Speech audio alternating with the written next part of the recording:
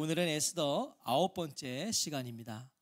지난 시간에 우리는 하만과 모르드게의 뒤바뀐 운명을 봤어요. 하만과 모르드게의 뒤바뀐 운명. 하만은 자신에게 유일하게 굴복하지 않는 모르드게를 죽여서 매달 몇 미터? 자, 여기서 나왔어. 뭐라고요?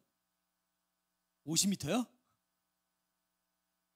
자, 23미터, 약 23미터에서 25미터 정도 이 장대를, 교수대를 세웠죠. 하지만 그것을 허락받기 위해 왕을 찾아갔던 바로 그날, 하만은 어떻게 됩니까? 모르드게를 높이는 퍼레이드를 인도하게 돼요.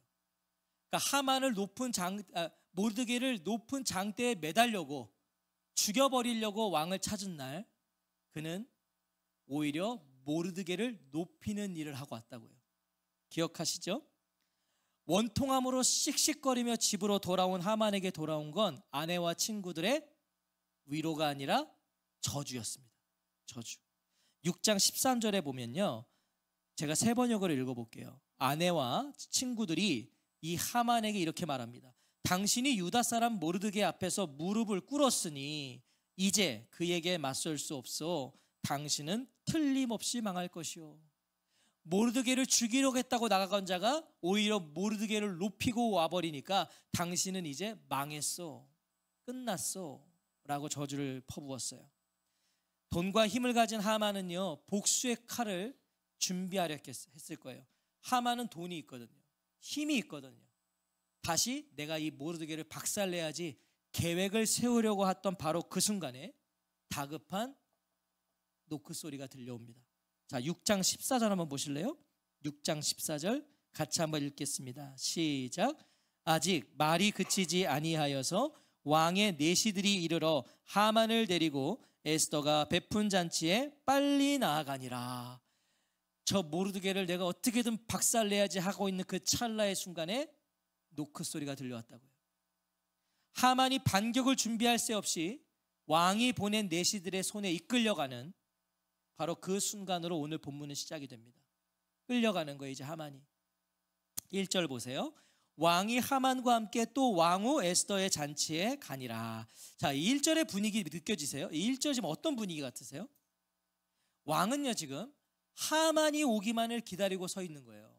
하만이 오기만을. 그리고 하만이 오자마자 에스더의 잔치로 가는 겁니다. 자, 아시다시피 에스더의 이 두 번째 잔치를 제일 기다린 건 아하수에로 왕이었을 거예요. 왜요? 여러분, 왜 아하수에로 왕이 에스더의 두 번째 잔치를 기다렸죠? 이 두 번째 잔치에서 에스더가 왕을 찾아온 이유를 밝히기로 했거든요. 첫 번째 잔치 때 뭐라 그랬어요? 내일도 내가 베푼 잔치에 오시면 제가 그때 말하겠습니다. 그러니까 왕이 얼마나 이 잔치를 기다리고 있겠어요.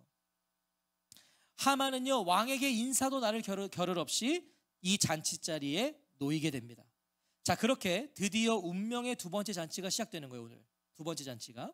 자, 2절 같이 읽어볼까요? 시작. 왕이 이 둘째 날 잔치에 술을 마실 때에 왕후 에스더여, 그대의 소청이 무엇이냐? 곧 허락하겠노라. 그대의 요구가 무엇이냐? 곧 나라의 절반이라 할지라도 시행하겠노라. 주흥이 올랐어요. 또 이 잔치에서 술의 잔치였으니까 주흥이 오른 아하수에로는요, 에스더에게 물어봅니다. 왕후 에스더여, 당신의 간청이 무엇이요? 내가 다 들어주겠어. 당신의 소청이 무엇이요? 내가 나라의 절반이라도 떼어주겠어. 앞서서 반복했던 그 질문이죠. 반복했던 약속이에요.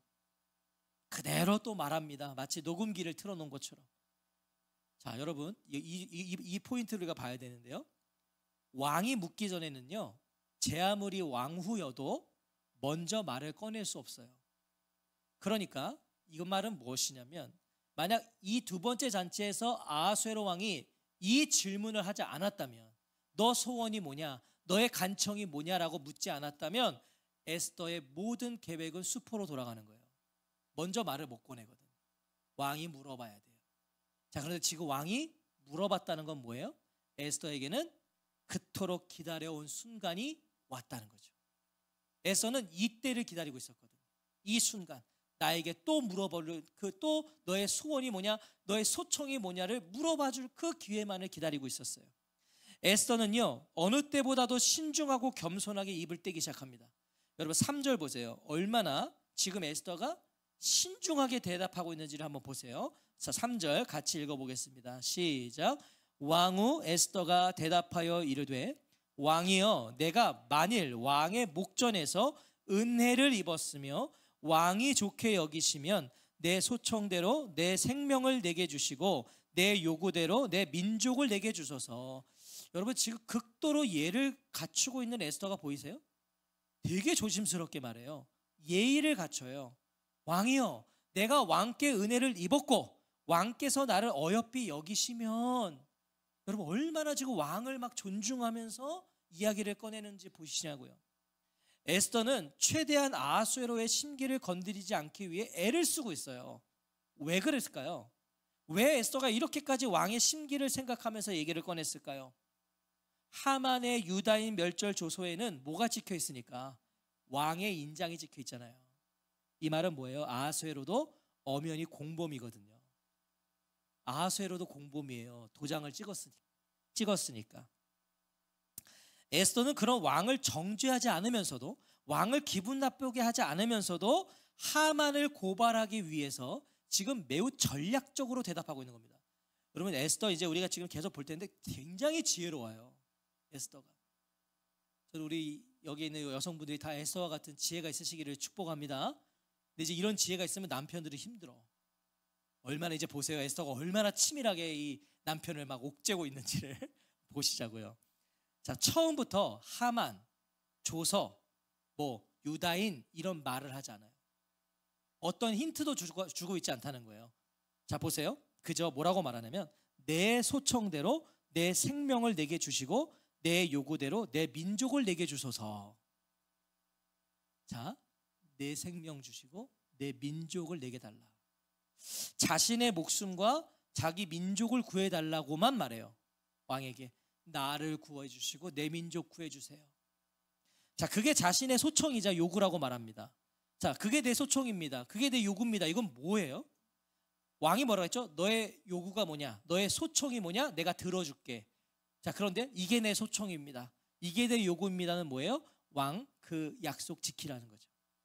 이게 내 소청이니까 지키라는 거예요. 이걸 암묵적으로 지금 강조하고 있는 거죠. 에스더는 자신과 민족이 하나라는 걸 강조하고 있어요. 나와 내 민족. 왜 이걸 강조했을까요? 왕이 아내인 자신만 살리고 내 민족은 멸하는 걸 원천 차단시키는 거예요. 나만 살릴 게 아니라 내 민족도 살려야 된다. 우리는 하나다. 이걸 강조하고 있다고요. 에스더의 지혜가 돋보이는 순간입니다. 에스더가 말한 순서를 한번 보세요. 순서를. 에스더가 먼저 뭐라고 그래요? 내 생명을 내게 주시고 내 민족을 내게 주소서. 뭘 먼저 말했어요? 자신의 생명을 먼저 언급했다고요. 내 생명을. 생각해 보세요. 아하수에로는요, 페르시아 제국 내에 있는 그 수많은 민족들에게 관심이 없는 왕이에요. 다양한 민족이 있거든요, 페르시아에는. 근데 별로 관심이 없어요. 그래서 하만이 어느 한 민족을 멸절하겠다고 도장을 찍어달라고 그랬을 때 아하수에로가 그 민족이 누구냐라고 묻지도 않고 인장바지 빼주는 거예요. 관심이 없어요. 어떤 민족이든. 그냥 알아서 네가 죽이려면 죽여라. 민족이 너무 많으니까 관심이 없다고요. 하지만 왕후는 왕의 관심 속에 있죠. 네, 왕후는 내 아내니까 아하수에로의 관심 속에 있어요. 더군다나 지금 아하수에로는요, 에스더에게 흠뻑 빠져 있잖아요. 에스더를 보는 순간 어땠어요? 사랑스러움으로 라고 성경이 기록했잖아요. 지금 사랑에 흠뻑 빠져 있다고요. 내 사랑스러운 왕후의 생명을 노리는 자가 있다는 말에 아하수에로는 어느 때보다 신중하게 귀를 기울였을 거예요. 아니, 당신을 죽이려고 한다고? 에스더가 자신의 생명을 먼저 언급한 이유가 여기 있는 거예요. 그러면 쏠깃하고 들을 거니까. 왕의 모든 신경이 자신에게 쏠려 있음을 본 에스더는요, 더욱 구체적으로 이야기를 시작합니다. 4절 같이 읽어볼게요. 시작. 나와 내 민족이 팔려서 죽임과 도륙함과 진멸함을 당하게 되었나이다. 만일 우리가 노비로 팔렸더라면 내가 잠잠하였으리이다.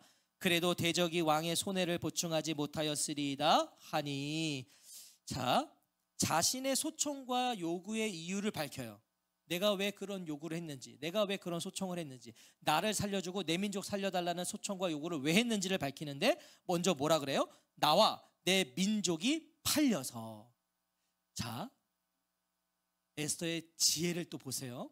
뭐라고 말한다고요? 나와 내 민족이 팔렸다. 여러분, 팔렸다라는 것은 값이 주어졌다는 뜻이죠. 누군가 값을 주고 나를 샀다는 거잖아요. 내가 팔려갔다는 거예요. 여러분, 값이 주어졌대요. 뭐가 생각나세요? 하만이 유다인 멸절을 위해 뭘 약속했죠? 은 1만 달란트를 약속했잖아요. 아하수에로에게 은 1만 달란트를 주고 내가 줄 테니 이 한 민족을 멸절시켜 달라. 지금 에스더가 그 뇌물을 탁 말하고 있는 거예요. 우리가 팔렸다. 자, 그리고 이건 또 뭘 말해주죠? 그 뇌물을 왕이 받았어요. 물론 아직 아하수에로와 하만은 에스더가 뭘 말하는지를 몰라요. 지금 이게 에스더의 지혜란 말이죠. 알아듣질 못하게 계속 뭔가를 지금 몰아가고 있다는 거예요. 에스더가. 왜 모르냐면 아하수에로는 하만이 말한 그 한민족, 멸절시키자는 한민족이 유다 민족인지를 아직 몰라요. 아하수에로는. 왜냐하면 하만이 그냥 한민족이라 그랬으니까. 하만은 또한 에스더가 유다인인지를 몰라요. 에스더는 모르드게의 지시로 지금까지 내가 유다인이라는 걸 밝히지 않았거든요. 그러니까 아하수에로도 하만도 지금 에스더가 뭘 말하는지를 바로바로 이해하지는 못하고 있는 거예요. 은근히 에스더는 두 사람을 지금 조여가고 있는 거죠. 몰아가고 있는 거예요. 에스더의 지혜가 빛나는 순간이죠. 얼마나 지혜로운지 몰라요. 자, 이어서 에스더는요, 하만이 만들어낸 그 조서에 기록된 내용을 그대로 말해요. 자, 이건 그럼 무슨 의도겠어요? 그 조서를 상기시키는 거죠. 조서가 떠오르게 하는 거예요. 뭐라고 해요, 에스더가? 죽임과 도륙함과 진멸함을 당하게 되었나이다. 3장 13절에 보세요. 자, 3장 13절 보세요. 자, 성경책을 보셔야 돼요. 자, 3장 13절 우리 같이 한번 읽어볼까요? 3장 13절 시작. 이에 그 조서를 역졸에게 맡겨 왕의 각 지방에 보내니 12째 달 곧 아달월 13일 하루 동안에 모든 유다인을 젊은이, 늙은이, 어린이, 연인들을 막론하고 죽이고 도륙하고 진멸하고 또 그 재산을 탈취하라 하였고. 여기 뭐가 나와요? 죽이고 도륙하고 진멸하고. 지금 에스더가 이 조서에 기록된 문구를 그대로 말하고 있어요. 그대로. 아하수에로는 몰랐어도요, 이때 하만은 귀가 쫑긋했을 거예요. 왜? 이 조서의 그 문구를 자기가 썼거든. 그 말을 한단 말이에요. 갑자기 왕후가 죽이고 도륙하고 진멸한다? 하지만 에스더가 유다인일 거라는 생각을 추호도 하지 못했기 때문에 하만도 순간 움찔했겠지만 그냥 또 아무렇지 않게 술을 먹고 음식을 먹고 있었을 거예요. 아무렇지 않게. 에스더는 자신과 자기 민족이 처한 상황이 얼마나 부조리한지를 또 강조하기 시작해요. 우리의 이 상황이 얼마나 부조리한가. 만일 우리가 노비로 팔렸더라면 내가 잠잠하였으리이다. 여러분, 이거 무슨 말이에요? 에스더는 자신과 백성이 남종이나 여종으로 팔렸다면 왕을 내가 찾아오지도 않았을 거라고 말하는 거예요. 왕이여, 나와 내 민족이 그냥 종으로, 노예로 팔렸더라면 나는 왕을 찾지도 않았을 겁니다. 여러분, 이거 무슨 말이에요? 그만한 일로는 내가 왕을 번거롭게 하지 않았을 거라는 거죠. 여러분, 생각해 보세요. 유다인들이 누구죠? 페르시아 제국의 포로로 끌려왔다가 그냥 그곳에 남아서 계속 살아가고 있었던 민족이에요. 그러니까 처음부터 그들은 포로로 잡혀왔던 사람이에요. 노예로, 종으로. 그러니까 그들은 애초에 종과 같은 자들이에요. 유다인 민족들은. 그런데 여러분, 종은요, 살기라도 하잖아요. 종은 생명이라도 부지하잖아요. 목숨이라도 달고 사는 거 아니에요, 종은. 그런데 지금 자신과 민족은 멸절당할 위기에 있다는 거예요. 그러니까 에스더는 우리가 종이라면 내가 말도 안 합니다, 이러는 거죠. 우리는 지금 죽게 생겼습니다. 왕 입장에서 이런 에스더의 말은 귀를 의심케 했을 겁니다. 그렇지 않겠어요? 아니, 감히 누가, 이 페르시아 제국에 감히 누가 내 아내를 죽이려고 한다는 거야. 왕 입장에서는 분노가 나기 시작하는 거죠. 이것은 왜냐면 왕후를 죽이는 거 곧 나를 공격하는 거잖아요. 내 권위를 무시하는 거잖아요. 아하수에로 왕이요, 치미는 분노를 드러내며 무섭게 물어봅니다. 5절 같이 읽어볼까요? 시작. 아하수에로 왕이 왕후 에스더에게 말하여 이르되 감히 이런 일을 심중에 품은 자가 누구며 그가 어디 있느냐. 도대체 누가 감히 이따위 생각을 하고 있냐는 거예요. 누가 내 아내를 죽이려고 하느냐. 왕의 분노가 최고조에 이른 거예요. 지금 최고조에. 여러분, 에스더가 기다린 순간이 바로 이때예요. 왕이 최고조로 분노를 일으킬 때, 그때 여러분 무슨 말을 하면 그거 다 먹히는 거 아니에요? 사람이 지금 화가 났는데 나를 이렇게 화가 나게 한 사람이 누군지를 말해주면 그때 게임 끝나는 거 아니에요? 지금 에스더는 그걸 노리고 있는 거예요. 바로 그때 에스더는 하만을 바라보며 외쳐요. 여러분, 지금 이 잔치자리에는 에스더, 아하수에로, 하만 셋밖에 없어요. 근데 바로 거기서 왕이 누가 그따위 짓을 했냐 했는데 하만입니다 라고 말하고 있는 거예요. 6절을 보세요. 에스더가 이르되 대적과 원수는 이 악한 하만이니이다. 하만이 왕과 왕후 앞에서 두려워하거늘.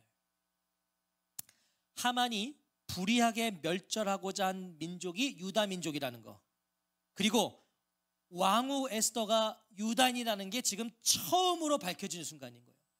하만입니다. 그가 멸절하고자 했던 건 유다인들이고 나 왕후는 유다인이라는 걸 처음으로 밝혀지는 순간이죠. 지금껏 남의 이야기인 것처럼, 아니 도대체 어떤 정신 나간 인간이 저 왕후를 죽이려고 한 거야, 이해할 수 없다면서 아무렇지 않게 술만 먹고 있었던 하만의 표정을 한번 상상해 보세요. 하만 지금 아무렇지 않게 남 얘기처럼 먹고 있는데 갑자기 하만이니다. 그의 표정을 상상해 보시라고요.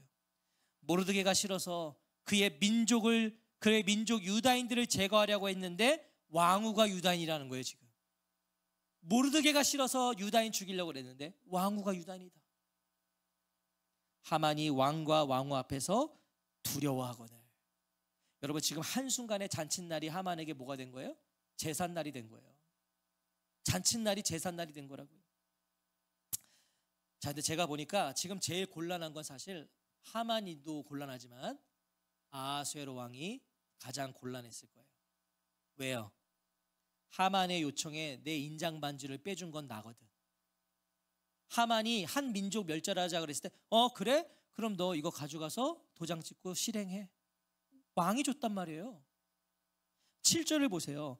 왕이 노하여 일어나서 잔치자리를 떠나 왕궁 후원으로 들어가니라. 하만이 일어서서 왕후 에스더에게 생명을 구하니 이는 왕이 자기에게 벌을 내리기로 결심한 줄 알미더라.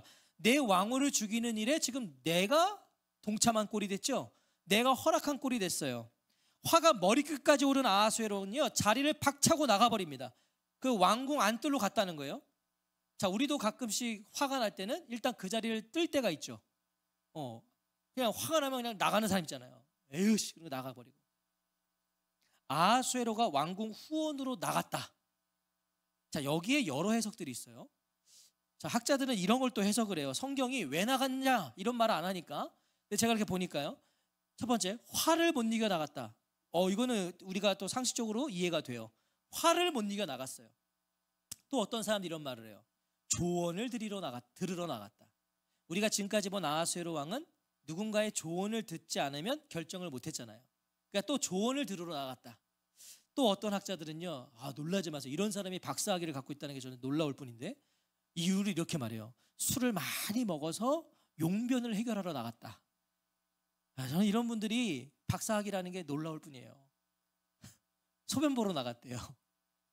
화가 치밀어 오르는 순간 소변을 못 참아 나갔다. 이게 무슨 학자들이 이런 걸 해석하는지 난 이해가 안 돼요.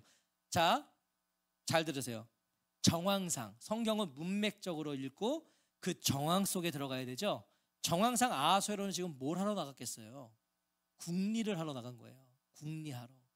국리를 하러. 생각해 보세요. 조서에 내 인장 반지가 버젓이 찍혀 있거든요.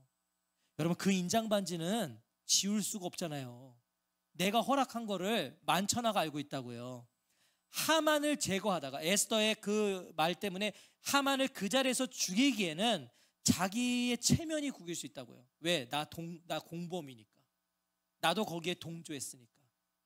그래서 아하수에로는요, 자기의 그 명예를 지킬 국리를 하기 위해 일단 나간 거예요. 이걸 어떻게 하지? 어떻게 하면 나는 발을 빼고 저 하만에게 모든 걸 뒤집어 씌울 수 있지? 이런 궁리를 하러 나간 겁니다. 자, 이제 하만의 목숨을 진 건 왕이 아니라 누구예요? 왕후예요. 왕후에게 하만의 목숨이 쥐어 있어요. 왕후의 용서만이 자신이 살 길이에요. 하만은 왕후에게 목숨을 살려달라고 애걸하기 시작합니다. 목숨을 구걸해요. 8절을 보시면 이때 하만이요, 에스더가 눕는 침상에 엎드려 있다고 증언합니다. 걸상이라고 이거 침상을 말해요. 지금 에스더의 침대에 하만이 엎드려 있는 거예요. 나 좀 살려달라고. 페르시아 제국에서요, 유일하게 자신에게 엎드리지 않았던 유다인 그 모르드게가 꼴배기 싫어서 여기까지 온 하만이에요. 그 사람 죽이려고 여기까지 왔는데 그는 지금 유다인 에스더 앞에 비굴하게 엎드려 있어요. 결국은 유다인 앞에 자기가 엎드려 있는 거예요. 결국은. 자, 그런데 마치 미리 짝이라도 한 것처럼 바로 그 순간 에스더의 침상에 하만이 엎드려 있는 바로 그때 왕이 돌아와요. 왕이 돌아와요. 8절 같이 읽어볼까요? 8절 시작. 왕이 후원으로부터 잔치 자리에 돌아오니 하만이 에스더가 앉은 걸상 위에 엎드렸거늘 왕이 이르되 저가 궁중 내 앞에서 왕후를 강간까지 하고자 하는가 하니 이 말이 왕의 입에서 나오매 무리가 하만의 얼굴을 싸더라. 당시 페르시아 궁중의 예법에 보면요, 왕이 허락한 넷이나 또 왕 외에는 모든 남자는 왕의 여자들에게 7걸음 안으로 들어올 수 없다는 거예요. 그러니까 왕과 왕이 허락한 넷이 외에는 모든 남자는 왕의 여자들에게 다가가려면 7걸음 밖에까지만 있을 수 있는 거예요. 그런데 지금 어디에 있어요? 하만이 에스더의 침상에 엎드려 있단 말이죠. 그걸 보고서 왕은 저것이 왕후를 겁탈하려고 하는구나. 자, 근데 여러분, 지금 에스더 위에 뭐 덮친 것도 아니고 그냥 그 발밑에 엎드려 있는데 그걸 겁탈하려고 볼 수 있을까요? 자, 이건 뭘 말해주는 거냐면 아하수에로의 간교함을 말해주고 있는 거예요. 아하수에로가 얼마나 간교한지 이제 보세요. 그는 분명 어떤 대책도 세우지 못하고 돌아왔을 거예요. 그래도 그럴 것이 어떻게 대책을 세울 수 있겠어요? 조서에 이미 내 도장 찍혀 있고 그거 지울 수도 없는데 대책이 없어요. 일단 들어가자는 심정으로 문을 연 거예요. 그런데 글쎄 하만이 에스더 곁에 엎드려 있으니까 옳다구나 여긴 거예요. 왕이 옳다구나. 안 그래도 유다인 멸절 조서로 하만을 죽이는 게 껄끄러워요. 나도 동조했으니까 그것만으로 죽이기엔 어려워요. 그래서 그 모습을 보는 순간 아하수에로는 다른 명목으로 그를 죽이고자 한 거예요. 그게 바로 강간죄인 거예요. 저것이 지금 내 아내를 겁탈하려 하는구나. 좋은 명분을 삼은 거죠. 그러니까 이 아하수에로도요, 굉장히 교활한 인간인 거예요. 다른 죄를 뒤집어서서 일단 저걸 제거하자. 저가 궁중 내 앞에서 왕후를 강간까지 하고자 하는가 하니 이 말이 왕의 입에서 나오매 무리가 하만의 얼굴을 싸더라. 자, 여기 중요합니다. 에스더도 아하수에로도 하만도 누구도 의도치 않았던 상황 전개가 지금 보이세요? 여러분, 지금 이 상황은 누구도 의도한 게 아니잖아요. 자, 에스더가 원한 건 단순히 하만 제거가 아니에요. 에스더가 원한 건 이 조서가 취소돼야 돼요. 그래야 나와 내 민족이 다 살거든. 하만이 죽는다고 끝나는 게 아니잖아요. 조서가 살아있으니까. 하만도 마찬가지예요. 하만은 에스더를 겁탈할 마음이 없어요. 지금 그냥 용서를 얻고자 했을 뿐이에요. 그래서 그냥 그 앞에 납작 엎드렸을 뿐이라고요. 아하수에로는 어떻습니까? 아하수에로는요, 자기 살 길 궁리하다가 어떤 대책도 세우지 못하고 지금 그냥 돌아왔을 뿐이에요. 누구도 의도하지 않았어요. 그런 상황 전개인데, 그런데 눈앞에 펼쳐진 광경을 보면서 하만을 체포했다고요. 누구도 의도하지 않았는데, 누구도 의도하지 않은 일로 하만은 얼굴이 가려져요. 여러분, 지금 이 상황들을 보면서 뭘 느끼세요? 상황을 지배하시는 하나님이 보이세요? 지금 뭔가 진짜 짤래도 이렇게 짤 수가 없어요. 상황을 지배하는 하나님을 볼 수 있으시길 바라요. 하나님 상황을 지배하고 계세요. 누구도 의도하지 않은 상황 전개. 어떻게 그 순간 또 들어오냐니까 왕이요. 하만의 얼굴이 가려졌다는 것은요, 그에게 사형이 언도됐다는 거예요. 우리가 영화나 이런 데 보면 사형 집행할 때 얼굴 뒤집어씌고 끌고 가잖아요. 그리고 또 하나의 의미는 뭐죠? 이제 더 이상 하만은요, 자신을 방어할 어떤 기회도 얻지 못했다는 거예요. 얼굴이 가려졌다는 거예요. 이제 기회가 없어요. 자, 이 모든 상황을 지켜보던 바로 그때 한 내시가 왕에게 아뢰기 시작해요. 바로 그가 하르보나죠. 9절 10절 읽어볼까요? 9절 10절 시작.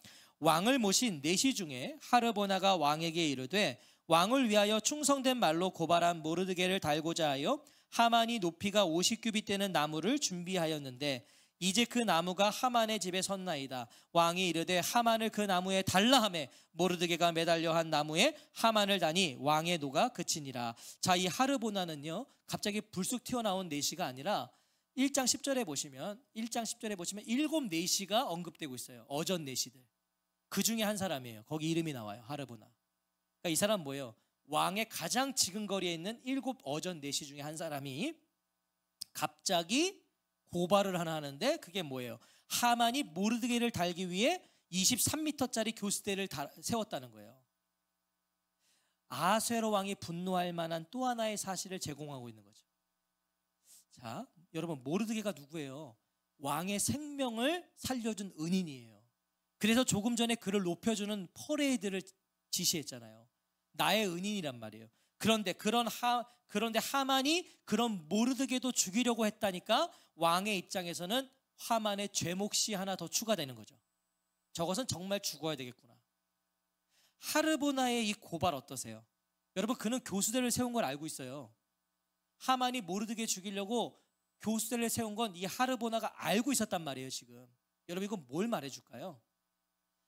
이것은 당시 페르시아 제국 내에서의 하만을 향한 시선을 말해주고 있는 거예요. 당시 페르시아 제국의 내시들이 신하들이 하만을 어떻게 보고 있었는가? 내시들은 하만의 일거수일투족을 매섭게 주시하고 있었어요. 왜? 여러분 생각해 보세요. 어느 날 갑자기 저거 나타나가지고 2인자가 됐거든요. 자기들은 정말 오랜 시간 동안 왕을 지근거리에서 섬기고 보살피고 여기까지 왔는데 어느 날 저거 툭 튀어나온 하만이라는 작자가 2인자가 돼버렸어요. 그러더니 또 겸손이라도 하면 좋겠는데 의시되고 살았잖아요. 하만이 다 깔아뭉개고 살았잖아요. 그러니까 내시들의 입장에서는 불쾌하기 짝이 없었던 거예요. 더군다나 이 어전 7 내시들에게는. 하지만 왕의 신임을 얻는 2인자니까 누구도 건드리지 못한 거예요. 그저 두고 보고 있었던 거죠. 저거 분명히 무너질 날이 올 거야. 근데 바로 오늘이 그날이 된 거예요. 그래서 이 하르보나가 용기를 내서 그의 그 잘못을 하나 고발한 거죠. 여러분 우리 똑바로 살아야 돼요. 나를 지켜보는 사람이 있다니까요. 잘못하면 안 돼요. 결정적인 순간에 그가 나를 고발할 수 있어요. 하만같이 하루아침에 나가 떨어질 수 있어요. 누구도 내 편이 되지 않을 수 있어요. 의시되고 살면 그렇게 돼요. 겸손한 사람은 늘 옆에 사람이 있어요. 우린 하만을 보면서도 이제 그런 것들을 깨닫게 되죠. 자, 결국 모르드게를 달기 위해 세웠던 그 장대에 하만은 자기가 달려요. 자기 꾀에 자기가 넘어가요. 모르드게가 달릴 자리에 내가 달린다고요. 잠언 26장 27절에 보니까 이런 말씀이 있어요. 함정을 파는 자는 그것에 빠질 것이요 돌을 굴리는 자는 도리어 그것에 치이리라. 꾀 부리지 말라는 거죠. 누군가를 어떻게 하기 위해 꾀를 부리면 결국 네가 넘어간다. 함정을 파는 자는 그것에 빠질 것이다. 돌을 굴리는 자는 그것에 치일 것이다. 이것이 하나님의 말씀입니다. 하만은 지금 그 꼴을 당한 거예요. 사랑하는 성도 여러분, 자 이렇게 모르드게가 달렸어야 될 그 교수대에 하만이 달려요. 하만이. 대역전 드라마죠. 여러분 이런 대역전 드라마가 어디 있어요? 하지만 여전히 조선은 그대로예요. 조선은 그대로라니까요. 하만의 죽음으로 모르드게와 에스더에 대한 위협은 사라졌죠. 그러나 유다인 민족을 향한 위협은 여전하단 말이에요. 조서가 취소가 안 됐으니까. 유다인 다 죽여라. 이 조서는 그대로란 말이죠. 하나의 문제를 해결되었다고요? 끝난 게 아니라는 거예요. 여러분 우리 인생도 그렇지 않습니까? 여러분 문제 하나 끝났다고 문제가 없어요? 아니요. 또 다른 문제 남아있고요. 와, 때로는 더 센 문제가 찾아와요. 문제 하나 해결했다고 호들갑 떨 게 아니라 그것 때문에 막 할 게 아니에요. 더 큰 문제가 다가온다니까요.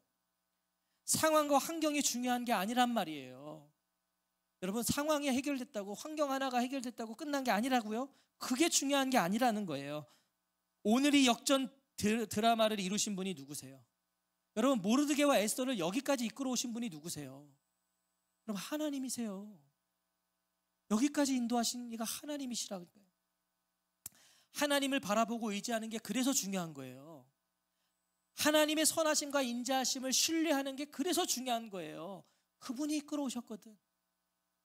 여전히 취소되지 않고 민족을 위협하는 조서 앞에서 에스더와 모르드게가 할 일은 그래서 하나님을 여전히 신뢰함으로 그 앞에 머물러 있는 거예요. 여러분, 지금 하만이 죽었다고 끝난 게 아무것도 없다니까요. 여전히 하나님을 신뢰해야 돼요.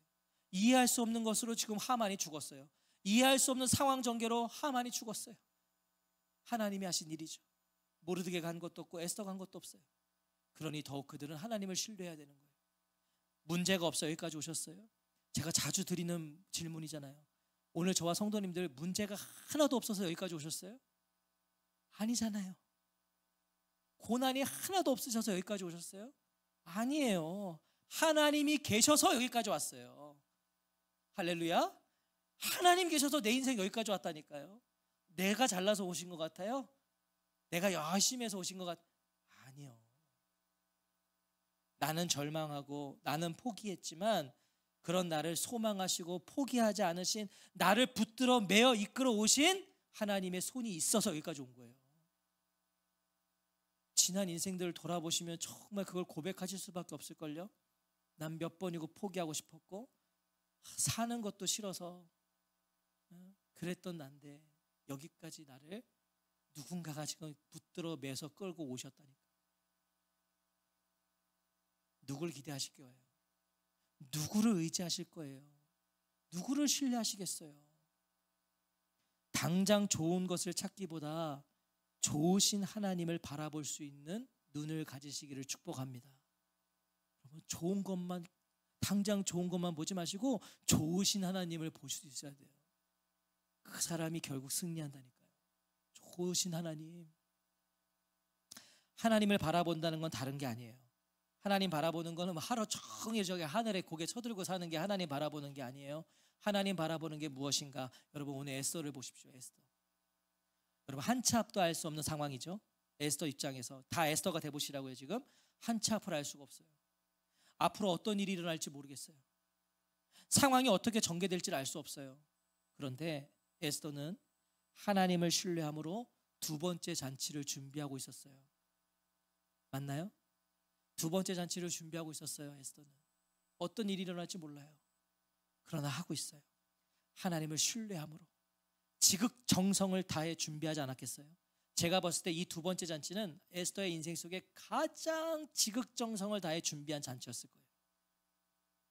하나님, 이 두 번째 잔치에서 저는 죽으면 죽으리이다. 제가 유다인임을 밝힐 것이고 저와 민족의 운명을 걸고자 합니다. 하나님, 하나님. 에스더는 그렇게 그 잔치를 준비하지 않았겠어요?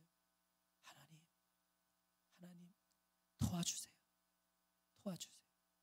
여러분, 모르드게는 어떻습니까? 왕복을 입고 왕의 말을 타고 그는 이 수산성 시내 퍼레이드를 했어요. 가장 높여줬다고요, 왕이 모르드게를. 그런데 모르드게가 그 퍼레이드가 끝나고 어떻게 됐어요? 행사를 마친 모르드게는 다시 대궐문으로 돌아오고, 기억나시죠? 모르드게는요 거기에 심취하지 않았어요. 왕복 입고 제일 높여졌을 때 거기에 취해 있지 않고요, 그는 다시 자기의 자리로 돌아와 벗어놓았던 굵은 베옷을 다시 입어요. 왜? 아직 내 민족은 아직 죽음의 위협 속에 있으니까 베옷을 입고 일상으로 돌아와요. 그 일상으로 돌아왔을 때 모르드게가 뭐 했을까요? 다른 거 없어요. 하나님, 하나님, 에스더를 도와주세요. 에스더를 도와주세요. 여러분, 하나님을 바라본다는 건 바로 이런 거예요. 하나님, 삶의 순간순간마다 하나님. 여러분, 오늘 내 인생 속에 내가 하나님을 부를 수밖에 없고 찾을 수밖에 없다면 그게 복이에요. 문제가 하나도 없고 하나님의 축복만 가득하고 요만한 문제도 없이 만사형통, 그래서 하나님을 찾고 있지 않다면 그건 저주예요. 그런데 내가 오늘 아파요. 나에게 문제가 산적해. 나는 그래서 하나님을 부를 수밖에 없다면 그게 복인 줄로 믿습니다. 하나님. 오늘 누가 이렇게 하나님을 찾고 구하며 이 시대를 살아갈 에스더요 모르드게가 되시겠습니까? 누가 오늘 그런 사람 되시겠습니까? 하나님. 저와 성도님들이 바로 그 에스더요 그 모르드게가 되시기를 주의 이름으로 축원합니다. 오늘 이제 주일이 지나서 또 새로운 한 주를 또 시작하실 때 하루하루를 하나님밖에 내가 찾을 수 없다면 그거 가장 큰 복이라고 아세요. 근데 하루 종일 내가 하나님을 한 번도 안 찾았어. 하루 종일 나 열심히 산다고 살았고 정신없이 살았는데 하나님 한 번도 안 불렀으면 정신 차리셔야 돼. 야, 나 영적으로 지금 심각한 병에 걸렸구나. 무엇이 복인지를 분명히 하시기 바랍니다. 저는 저와 성도님들이 하나님 부르시는 그날까지 그냥 눈을 뜨면 하나님 이거 찾을 수밖에 없는 인생. 그럼 때로는 그래서 문제도 있어야 돼. 문제도 있어야 돼요. 고난도 있어야 돼요. 때로는 좀 아파야 돼. 그래야 하나님 찾으며 사니까요. 저는 그런 인생을 소원합니다. 우리 교회 그런 교회 됐으면 좋겠어요. 오늘 교회가 병드는 게 뭔지 아세요? 하나님 안 찾기 시작하면 병들어요. 하나님 찾을 이유가 없는 거야. 아쉬운 게 없어. 그럼 하나님 안 찾으면 그 교회는 병들어요. 근데 늘 하나님이 안 주시면 못 살아. 하나님이 안 주시면 빵꾸나. 그런 교회가 건강한 교회예요. 하나님 오늘 이 하나님의 이름 부르시면서 사십시오. 그 길을 걸어가십시오. 우리 같이 기도하겠습니다.